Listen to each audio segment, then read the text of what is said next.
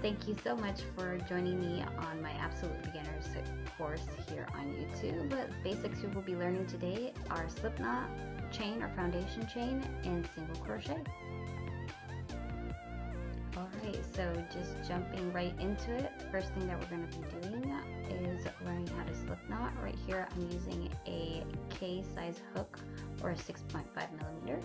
This is a little larger than needed, but I thought it would be a good idea to use a larger hook for visual purposes for beginners. So the first little trick that I have here is this is what I do. It's not the norm, but I like to wrap the yarn around my hook as so. I twist it around, you can see how it got twisted there. And then I hook in some yarn through the loop there. And once it's been pulled through, you have a slipknot. Ta-da! So here I'm just doing a close-up of the slipknot so you can see it more carefully, even though my camera wasn't really focusing that great. But I'm also showing you how easy it is to undo this knot.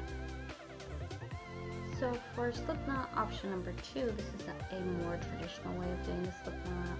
Here I'm showing you on the table so you can see it more clearly. You can do a loop and then pull the string through, and that makes a slipknot right there. Isn't that great? Oh, that's so pretty.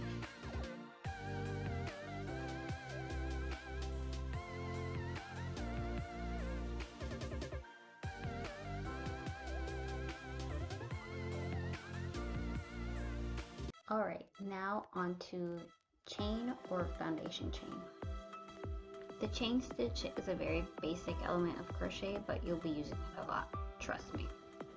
The first thing you're going to want to do is put your hook through the slipknot, and once it's in there, you're going to hook in some yarn through the loop. And once this has been done, that is your first chain stitch. That is a single crochet right there. Isn't that amazing? If you're following along on this video right now, you have officially started crocheting. Alright, so now that you've started crocheting, you might be really excited, but you might also notice that your chains aren't coming out that pretty, and that's totally normal. That has to do a lot with the practice and also tension. So just keep practicing and you'll eventually get some consistency. It has been a pleasure teaching you today. Please like and subscribe to my channel for the rest of my series, which I will be posting every Wednesday.